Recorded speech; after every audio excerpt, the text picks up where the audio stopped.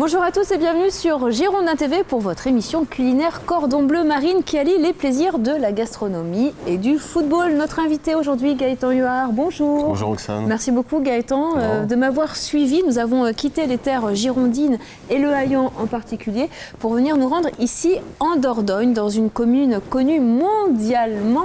Et oui, pour cette découverte, l'homme de Cro-Magnon, le premier à avoir été découvert, ce fut ici à les Aisies de Taillac-Sireuil, petite commune située à côté de la belle Sarlat. Alors bien sûr, c'est la capitale de la préhistoire, mais c'est aussi, on peut dire, une capitale gastronomique. Ici, on cultive énormément, on va chercher la truffe noire du Périgord. Voilà, et puis on a bien sûr les spécialités qu'on connaît de Dordogne, le foie gras, le canard. Et pour vous faire découvrir ces spécialités culinaires gastronomiques, nous avons décidé d'aller rencontrer Pascal Lombard, restaurateur et le chef de ce restaurant, Les Glycines. Je crois savoir, Gaëtan, que tu es un fin gastronome, que tu aimes toi-même cuisiner et surtout t'apprécies les bonnes choses. Oui, je suis certainement pas au niveau de Pascal qu'on va voir, mais j'aime la cuisine et j'aime regarder la cuisine et apprendre à cuisiner aussi. Mais j'aime beaucoup tout ce qui va dans le palais et dans le ventre, effectivement. La truffe noire, est-ce que tu l'as déjà travaillée ? Non, j'ai déjà mangé, goûté, mais au travers de divers plats, mais je n'ai pas cuisiné la truffe noire. Mais je vais prêter beaucoup d'attention à ce que va nous dire Pascal. Pour essayer de réitérer la recette qu'il va m'apprendre. Alors toi, Gaëtan, tu viens du Loiret au départ, tu as fait une bonne partie de ta carrière, tu as débuté, on t'a connu sous les couleurs de Lens, premier match je crois à l'âge de 18 ans, tu es venu ensuite à Bordeaux, tu as connu les années fastes du club des Girondins de Bordeaux et tu as décidé de rester en Gironde, pourquoi ?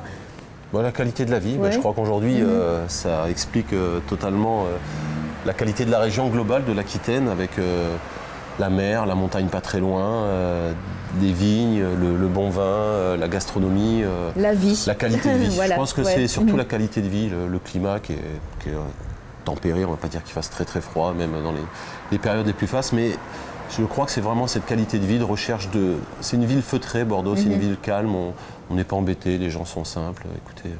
Ça me plaît. J'ai connu beaucoup notamment Marseille, c'est différent. Il y a un peu plus de folie, c'est plus méditerranéen, donc il y a un peu plus d'envahissement. Mais là, non, je crois que ça me correspond, donc ça me plaît et c'est l'essentiel. Et bien voilà, tu es fan de ce patrimoine qu'on essaye de mettre en valeur dans cette émission Cordon Bleu Marine. Pour le coup, tu vas t'essayer à cette recette de risotto à la truffe noire du Périgord pour mettre en valeur les produits de la région aquitaine avec notre chef Pascal Lombard. Je vous rappelle, nous sommes dans un hôtel-restaurant 4 étoiles, ici, les Glycines. Allez, c'est parti ? Allez, avec plaisir. On va prendre le tablier, puis nous allons être reçus par Pascal. C'est vraiment superbe, Gaëtan. Je ne sais pas ce que tu en penses. Le lieu est magnifique. On m'a dit que c'était un ancien rue de la Poste. On va demander au restaurateur. Pascal. Bonjour Pascal Lombard. Merci de nous recevoir ici aux Glycines. Ça va, chef ? Ça va bien. Bonjour. On est ravis, Pascal, d'être en Dordogne, chez vous, dans ce magnifique hôtel 4 étoiles qui a un passé prestigieux. Racontez-nous un petit peu. Le passé prestigieux ou c'est un ancien relais de poste, ça a été transformé en hôtellerie, on va dire, au fur et à mesure des années, et en restaurant gastronomique. C'est vrai que c'était, on va dire... Et puis il y a eu des célébrités, le Prince Charles, le Prince Charles, Guerlain, Montand, Dalida, dans les années 50-60. Donc c'est vraiment connu. C'était un établissement très très connu, oui. Et puis donc on est tombé amoureux de la région et de cet endroit. Parce que vous êtes originaire des Landes. On est des Landes, c'est ça. Avec votre femme, vous avez monté ici cet hôtel 4 étoiles, restaurant gastronomique, bistrot, bar lounge, spa. On peut passer des semaines et des semaines. Voilà, on a fait ça, c'est ça. Et en plus, la cuisine est très bonne. Bon, on va voir avec Gaëtan. Vous allez goûter tout à l'heure. On va faire travailler Gaëtan Huard, je ne vous le présente pas. Non.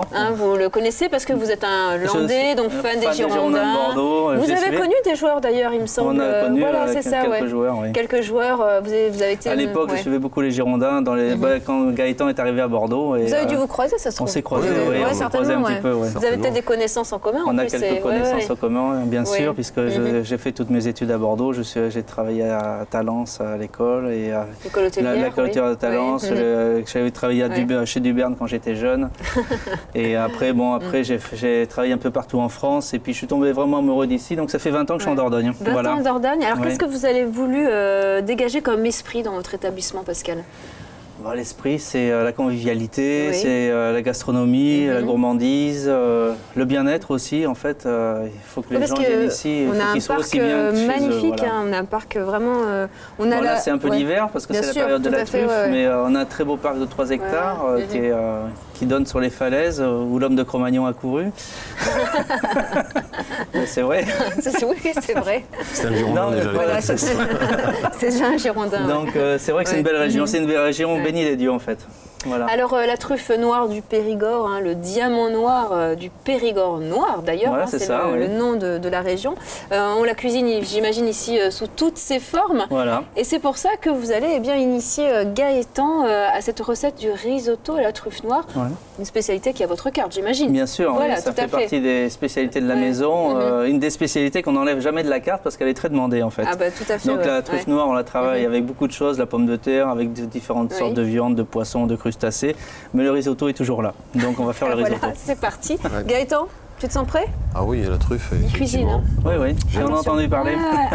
Carrément, ouais. T'as déjà lancé les infos. Ouais, fallait rien dire, mais on y va. Alors on va passer peut-être par la partie restaurant gastronomique, Pascal. Allez, c'est parti, Pascal, pour cette recette risotto à la truffe noire du Périgord. Elles sont belles, elles sont là, les truffes noires, vous pouvez les découvrir. C'est vraiment le bijou de la région, on peut le dire. C'est le bijou de la région, on est en pleine saison. C'est jusqu'à février à peu près, c'est ça? C'est ça, jusqu'à fin février. D'accord. Voilà. Donc évidemment, vous allez voir les producteurs locaux. Voilà. Où est-ce que vous allez vous-même les chercher peut-être? Non, j'ai pas le temps, mais il faut dresser un chien, il faut y aller. Non, on a la chance, il y a beaucoup de petits trufficulteurs qui vont caver les truffes pour nous et qui nous les amènent. Voilà. Et vous les reconnaissez tout de suite? Comment vous les choisissez? Est-ce qu'il y a des spécificités, des caractéristiques? Il y a plusieurs truffes. Ici, on travaille que la Melanosporum. Après, il y en a qui sont plus ou moins abîmées, mais le but, c'est quand même d'avoir de la truffe mûre avec du goût. Et j'en ai aucune à vous montrer. Il y a des brumales aussi, on dit, mais j'en ai aucune et qui n'ont pas du tout la même odeur. D'accord, très bien. Mais elles sont magnifiques. Voilà. Tu as senti, Gaëtan? Non, je sais pas. Allez, Oh là là. Alors ça, on peut dire que c'est des truffes extra, vous voyez. Oui. Après, si on regarde, parce qu'on prend tout quand même. Bien sûr. Après, on a des, quand elles sont plus petites, bosselées comme ça, un peu pas tout à fait rondes, c'est des premiers choix. D'accord. Et puis après, quand elles sont un peu abîmées, qu'elles sont coupées comme ça devient des morceaux. Voilà. D'accord. Donc ça, c'est des on va dire, on va pas utiliser tout ça pour la recette, on est bien d'accord. Non, mais comme ça, vous voyez à peu près toutes sortes de trucs. Voilà, parce que voilà, c'est ça, c'est pas du truffe au risotto. Parce qu'il faut se rappeler qu'il y a un menu spécial dans votre restaurant à la truffe noire du Périgord. On est vraiment spécialisé sur la truffe, donc on fait, à cette période, on fait la truffe noire. Après, dès que le printemps arrive, on travaille tout autour de la truffe d'été. On travaille la truffe d'automne, on va dire, et même on travaille la truffe d'Alba blanche parce qu'on est vraiment, on aime la truffe ici.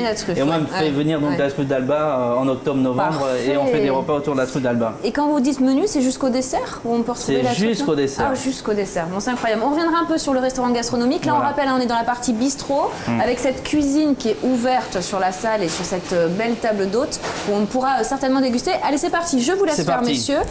Donc maintenant, on va commencer à rappelle que donc ciseler un oignon. Et on rappelle que Gaëtan nous a précisé qu'il cuisinait bien. Voilà, donc on va le faire cuisiner. Je lui montre. Je vais cuisiner. Après bien, c'est l'appréciation des gens. On verra bien. Donc il faut essayer de tailler l'oignon aussi petit que des grains de riz. Parce que le but, c'est ça. C'est qu'on ne le voit pas dans la recette. Il faut le goût seulement. Quelle précision. Ah oui. Voilà. C'est dangereux pour un gardien, ça, quand même. C'est vrai, mais il faut mettre les gants. Je pense qu'on ne pourrait pas faire grand-chose avec les gants.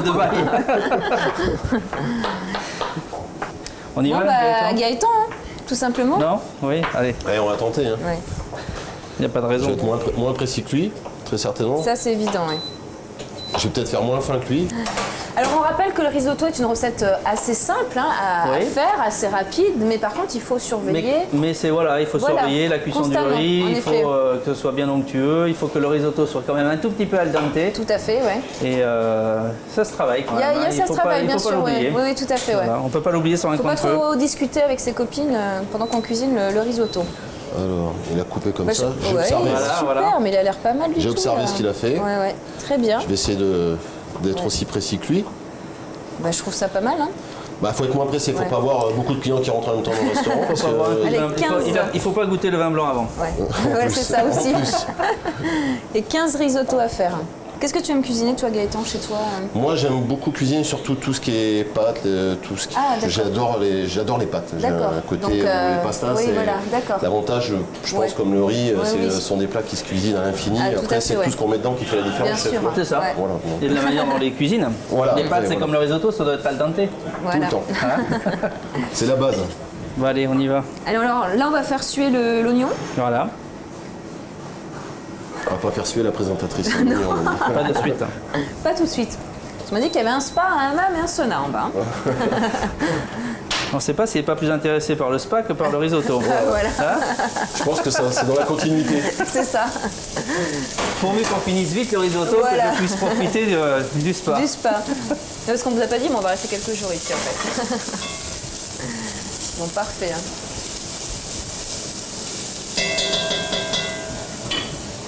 Donc on va saler un petit peu ces oignons. Voilà, un petit peu de sel.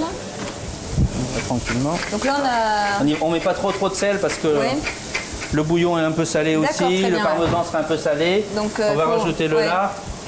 Oui, qui est salé aussi. Oui, qui est salé aussi. Il y a peut-être des cochons spécifiques ici. Alors ça c'est du lard de Colonnata, c'est du lard italien. Ah. Ouais, parce que c'est sûrement alors c'est pareil, moi là je vais le couper. C'est gras ou c'est que le grain du lard. C'est que le gras du lard, d'accord. C'est un lard de cochon fermier, qui s'élimine dans la cuisson. Affiné, ça s'élimine dans la cuisson, qui est affiné entre 2 plaques de marbre en Italie, avec des herbes, du sel. Alors ça je sais pas qu'on affinait avec des plaques de marbre. C'est pour ça qu'il est très très plat. D'accord. Vous voulez goûter, Cru? Bah pourquoi pas. Allez. Vous allez voir le goût que ça a. Il est gentil, il nous donne un morceau déjà. Merci. Allez. C'est bon. Ça vaut le coup de goûter quand même. On va goûter le gras. Donc vous avez dit le de gras Colonnata. De Colonnata. Oh. Ah oui, c'est très très parfumé. Hein. C'est fin en plus. Ah ouais, c'est excellent. Là, on comprend pourquoi on met pas trop de sel aussi. Voilà. Ah oui, c'est très très bon. C'est vraiment donc le gras, et on peut cuisiner donc d'autres plats avec ce gras de Colonnata. Bien sûr, alors nous ce qu'on fait en ce moment avec la truffe là aussi, on fait des très beaux carrés de veau qu'on pique. Alors piquer, ça veut dire qu'avec une aiguille à piquer, à l'intérieur du veau, on met des gros carrés de lard Colonnata et on le fait cuire très très doucement et très longtemps avec ce lard à l'intérieur. Donc ça nourrit la chair du veau de lait en même temps et c'est incroyable. Ah oui, j'imagine, oui. Tout à l'heure, vous parliez, chef, des plats toute la saison, enfin de toute la saison que vous pouviez manger de la truffe. Ça veut dire que ce sont des plats qui sont adaptés à la saison, mais la truffe est toujours la même, non? Ah non, justement, il y a la truffe d'été, il y a la truffe dite de Bourgogne qui arrive en fin d'été, il y a la truffe noire qui est maintenant, et il y a la truffe d'Alba qui est en tout début d'hiver. Donc vraiment, on arrive à avoir de la truffe tout au long de l'année, mais à chaque fois elle est différente, c'est ça. Bien sûr. C'est la magie de la nature. C'est pas le stock de truffes qu'on utilise sur l'année. Non. Alors, évidemment, comme j'ai beaucoup de gens qui nous demandent de la truffe noire, oui, les touristes l'été, on en garde toute l'année et on fait quand même des menus à la truffe noire, même l'été, même si c'est pas de saison. On arrive à la conserver. Parce que j'imagine qu'il y a on la met dans l'huile d'olive, dans une très bonne huile d'olive, on la met sous vide. Et elle est conservée. Et comme ça, tout le monde peut en profiter. Alors là, donc vous avez mis le gras. Là, on a mis le gras. Un risotto, ça doit être gras, parce que même à l'origine, les Italiens faisaient des risottos avec de la moelle. Ah. C'est ce qui donnait l'onctuosité au risotto. D'accord, très bien. Tout le monde met beaucoup de crème et tout ça, mais en fait, il n'y a pas beaucoup. Très peu de régions en Italie où ils mettent du mascarpone, mais très peu en fait. D'accord. Donc c'est plus du gras, de l'huile, du beurre. Donc là, c'est vraiment la recette un peu plus traditionnelle, on va dire. Ouais, puis c'est une cuisine, c'est gras, mais quand même digeste, on va dire. Digeste, d'accord. Oui. Vous voyez, on n'a pas mis beaucoup de gras. Non. Parce qu'il a tellement de goût que. Oui, ça suffit, un petit peu suffira. Il faut avoir les bonnes proportions, en tout cas. On comprend pourquoi il n'y a pas trop de gras, pas trop de sel. Voilà. Tout est dans les. Voilà, tout est dans les aliments directement. Alors les oignons, c'est quoi là? Ils commencent à devenir translucides. Voilà, un peu translucide. Le gras finit de fondre tranquillement. Il nourrit les oignons. Alors là, vous allez mouiller avec le vin blanc. Ça, c'est le dosage. C'est le dosage là maintenant. C'est le dosage. Voilà. On met un tiers de la bouteille là. Voilà. Ça amène il faut amener un peu d'acidité. C'est ce qui va amener la fraîcheur au risotto en fait. Parfait, ouais. C'est ça qui va un peu trancher. Il faut avoir un peu de. C'est toujours un plat, c'est toujours un équilibre entre le gras, l'acidité, un peu d'amertume, un peu de sucre. Enfin, c'est ça l'équilibre le plus difficile à trouver en fait. On sent le passionné, hein, Gaëtan. Hein. Ah, moi j'adore. Est-ce que vous êtes fan de foot, Pascal? Oui, quand j'avais le temps, quand j'étais jeune, j'allais souvent au Girondin d'ailleurs. On était jeunes tous les deux. Voilà. Donc la carrière de Gaëtan, vous la connaissez un petit peu, bien sûr, son parcours, son arrivée à Bordeaux, vous en souvenez? Oui, oui. Je ne sais plus quelle année, je ne sais plus si c'était pour la D2 ou si c'était l'année d'avant. Pour la D2, non, je crois. C'était la D2. C'était la D2, c'est ça. C'était la question. Quand j'ai signé au club, le club était encore en première division. C'est ça, c'était l'année où on est descendu. Mais il y avait de fortes probabilités que le club se rétrogradé financièrement. Et c'est ce qui s'est passé, on a été rétrogradé. J'avais pris le risque de venir, on est remonté une année derrière et j'ai passé une année en Ligue 2, enfin en deuxième division, c'était exceptionnel. Mais moi je m'en souviens, il y avait une bonne ambiance. Il y avait Lisa tous les matchs. Il y avait une belle équipe déjà. Il y avait Dugas, il y avait Lisa, il y avait plein de joueurs qui étaient. Il y avait Thierry Fernier qui était venu aussi, qui nous avait fait beaucoup de bien. On avait Jean-Luc Dogon, on avait une équipe expérimentée. Il y avait Arnor Gudjonsen qui était resté là aussi. On les avait conservé quelques joueurs de Ligue 1, enfin de D1. Oh, il n'y avait pas beaucoup de joueurs qui étaient partis en fait. Tout le monde avait joué le jeu quand même. Beaucoup étaient partis. Il avait resté un petit peu l'ossature des plus jeunes. Lisa, Dugas était encore joué en équipe première, mais c'était encore des jeunes, donc ils ont voulu relever le challenge et c'est tout en leur honneur. Et toi, tu as connu surtout les années fastes des Girondins. La Ligue des Champions, ça s'est enchaîné. Coupe de l'UEFA. Coupe de l'UEFA, pardon. Et on avait comme vous l'avez dit, on était remonté de suite et ça c'était une chose importante parce que mon contrat, j'avais pris le risque, je ne jouais plus à Marseille, j'avais dit écoutez, je viens à Bordeaux, je signe une année, si on remonte, je reste avec vous et on avait fait un contrat d'une année avec un plus derrière, un contrat en attente et puis ça s'est très bien passé, le deal est passé. Et je ne regrette pas, bien au contraire, j'ai passé non seulement en DD une super année parce qu'il y avait une ambiance phénoménale, on profitait de tout, il n'y a pas de mise au vert, tu vois, on était on était bien. C'était notre façon de jouer au football en fait. On avait une équipe très soudée, expérimentée, ce qu'il fallait pour la Ligue 2 et puis on est remonté, on a vécu vraiment avec Strasbourg parce qu'on se battait avec Strasbourg à l'époque. Je me souviens bien. On avait fait le plein au stade pour le fameux match contre Strasbourg. Et Pascal, t'allais les voir donc au match. Ah oui, j'allais les voir au match, oui. Je crois que j'ai fait tous les matchs de D2. C'était une année où j'avais pas mal de temps. Donc bon supporter. Oui. Ah oui, quand même, ouais. Donc là, vous venez d'ajouter le beurre. Alors on va mettre le beurre, alors on va le faire fondre vite fait et après on va mettre le riz. Voilà. Vous notez bien tout. Oui, voilà, on va tout noter. Alors le riz. Non, le riz, risotto. 80 grammes par personne à peu près. 80 grammes. Et surtout quelle variété. Rappelez-moi Pascal, tout à l'heure, ce que je t'ai demandé parce que moi, je crus que c'était un riz arborio. Il y a une différence dans les riz. Parce que moi, dans les pâtes, je peux te la donner, mais dans le riz... Mais dans les riz, il y a vraiment 3 sortes de riz en fait, pour faire le risotto. Il y a arborio, comme il dit, il y a le carnaroli aussi. Et là, c'est du vialone. C'est pour ça, ils ne connaissaient pas. Donc il est plus rond, c'est ça? Il est plus petit, c'est un vialone nano, ça s'appelle. Il est plus petit, il est plus rond. C'est un riz à risotto aussi. D'accord. C'est très... C'est la différence, c'est un peu plus fin. Il est un peu plus fin. D'accord, il est un petit peu plus fin, très bien. Tu cuisines toujours comme ça ou tu utilises aussi les autres riz? Moi, j'utilise les autres aussi, je change de temps en temps. En général, à la truffe, je le fais toujours avec celui-là, en fait. Ah oui, pour le coup, Quand on va faire 500 grammes. On mange beaucoup. Ouais, on mange. Oui. Allez, hop. Et... Ok. Là, on va baisser un petit peu. Donc là, je suis pas loin de dire que le plat est pratiquement... Ben là, on va s'occuper du riz, là, on va le faire nacré, comme on dit. Là. Et on va mettre le bouillon maintenant. Ah, voilà, le bouillon. Mais ça... Ça, on ne sait pas, voilà. Comment ça? C'est juste... le bouillon, c'est... Il va pas tout nous dire. Mais si, c'est facile. C'est comme on fait une blanquette de veau, mais on met juste des carcasses de poulet ou de poule. Là, pour le coup, c'est de la poule, parce qu'on avait fait une poule au pot. Et on met la poule dans un faitout avec de l'eau, on fait bouillir.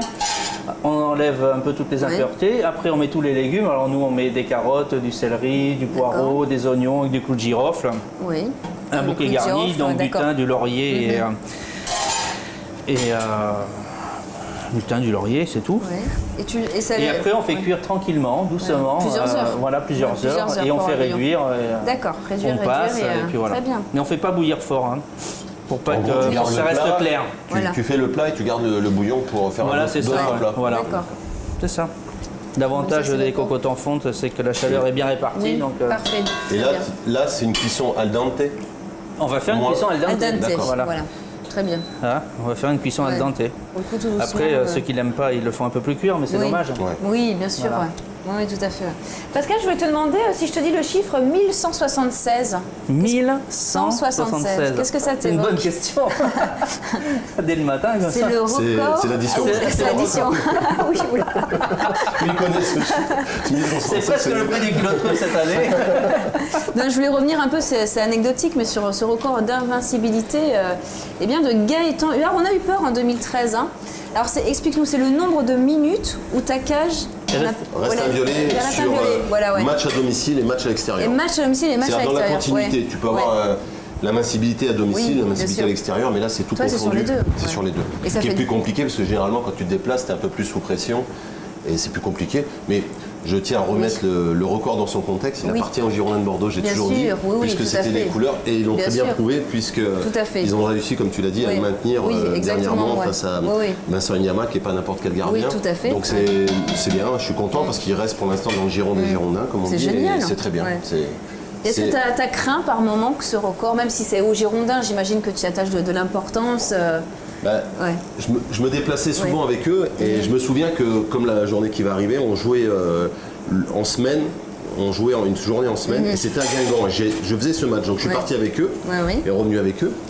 Et ils jouaient le week-end d'après, justement, ils recevaient Lille. D'accord, Donc je t'annonce que dans l'avion, Guéguette, combien tu monnaies le but?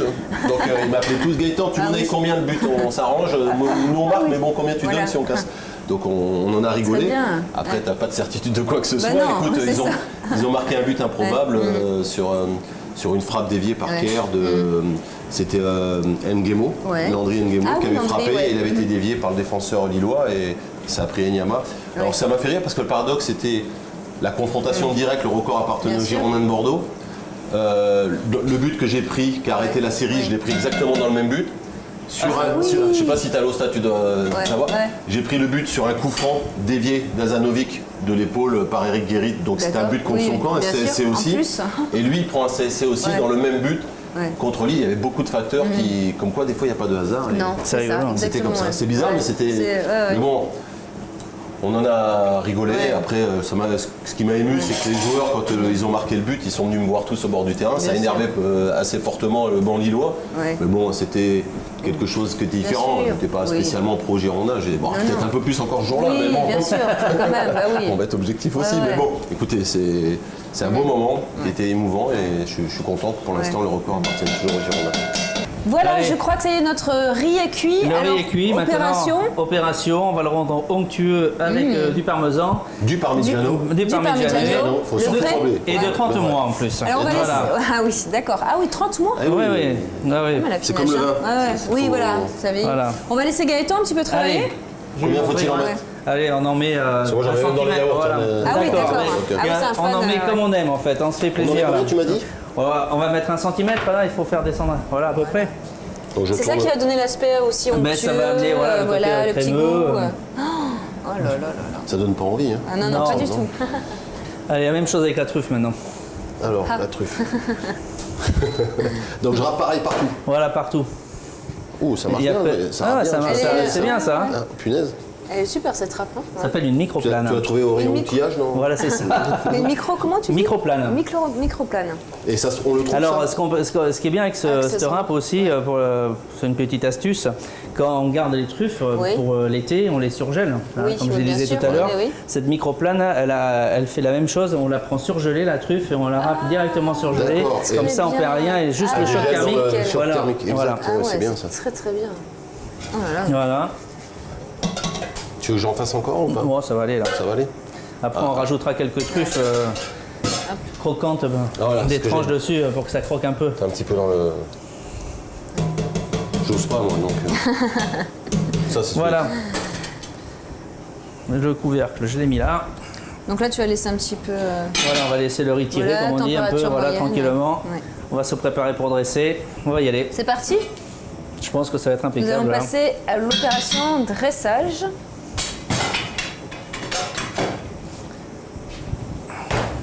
Alors tu nous en montres une, Pascal? J'en montre une et après Gaëtan, je laisse faire Gaëtan. Mais Pascal, la cuisine, c'est toi parce que tu aimais la cuisine, mais tu as fait une école de cuisine? Alors j'ai fait l'école de lire à Talence, évidemment. D'accord. Et puis après, comme souvent en cuisine, alors, on se promène, on fait un peu plusieurs maisons et on apprend dans plusieurs endroits. Alors qu'est-ce que tu fais réchauffer là? Là, on n'a pas le temps de faire une sauce Périgueux, c'est une petite sauce Périgueux, c'est pour... Alors qu'est-ce que c'est à base de quoi? C'est à base de truffe évidemment, c'est du jus de veau, de la truffe, du madère. Voilà. Et ça vient encore dans le décoration. Ouais, c'est pour amener un petit peu de concentration de truffe en plus. Pour faire des copeaux de parmesan, on prend un économe. Bien sûr. Voilà, ça tout le monde le sait. Oui. Voilà. Ça a l'air d'être très gourmand. Hein. Oui. T'imagines, il a du parmigiano. Ouais. La truffe et du parmigiano. Un peu de sauce truffe. Oh là là là là. Et puis après, on est généreux comme on a envie d'être généreux. Oui, bien sûr. On met de la truffe, quoi. Ouais. Il y a presque des copeaux de chocolat. Voilà, c'est ça. Et puis moi, sur la truffe, j'aime bien rajouter un petit filet d'huile d'olive. Un petit filet d'huile d'olive. Oh là là. Et un tout petit peu de fleur de sel. Voilà. De Guérande. Et voilà. Qu'est-ce que c'est beau. Je vais montrer ça à nos téléspectateurs qui nous regardent. On fait les autres? Regardez, comme c'est gourmand. Donc après, il avait dit les copeaux de parmesan. Voilà, c'est ça, ouais. Parce qu'il va nettoyer autour, donc on va faire les copeaux de parmesan. Parfait, ouais. Voilà. On va disposer bien. Peut-être un sens pour le mettre ou pas. Donc il marche à 3 à peu près. Ouais, c'est ça. Voilà. Après c'était la sauce. Que tu mets dessus, autour j'ai mis, on fait comme on veut, hein, après. Hein. Comme ça ou pas? Ça suffit? Oui, ça suffit, oui, ça suffit. Génial. Et après, la fameuse... Et après, on met la truffe. Allez, je fais les autres. Ouais. Du coup, là, vu que les feuilles sont plus grosses, on en met moins, c'est ça? Je pense qu'on va se régaler. On met ce qu'on veut. C'est ça qui est bien. Là, il n'y a pas de recette sur la quantité de truffes qu'on met à la fin. Voilà, on va finir le dressage. Vous voyez que Gaëtan est très impliqué dans cette recette. Il s'applique, on va se régaler. Et surtout, on va essayer de vous faire découvrir ces saveurs à la base de la truffe noire du Périgord. On se retrouve d'ici quelques secondes pour la dégustation sur cette très belle table d'hôte. A tout de suite. Voilà, nous sommes bien installés ici. Laurence nous a rejoint, Laurence, votre femme, Pascal, sur cette belle table d'hôte du bistrot, en direct sur la cuisine. Pourquoi avoir fait ce concept de cuisine ouverte? Parce que c'est convivial, c'était agréable de mettre un peu, c'est ça, et puis de remettre un peu la cuisine dans la salle. Les gens aiment ça, nous aussi on aime ça en fait, parce que comme ça permet d'être un peu plus près des clients et d'avoir le ressenti en direct. Voilà. Puisque Laurence est là, qui cuisine à la maison? À la maison, je dois l'avouer, c'est Laurence. Ah, voilà, ouais. Est-ce que vous êtes une très bonne cuisinière? Voilà. Alors justement, Laurence, vous êtes un petit peu le juge, on va dire, de cette fin d'émission. Vous allez goûter le plat de Gaëtan, qui a vraiment fait beaucoup d'efforts. Donc c'est parti pour la dégustation. Allez. Donc on va rappeler ce que nous goûtons, c'est un risotto à la truffe noire du Périgord, assorti bien sûr de parmesan et de cette sauce périgourdine. Périgueux, oui, c'est ça. Périgueux, voilà, à base de truffe. À base de truffe noire, oui.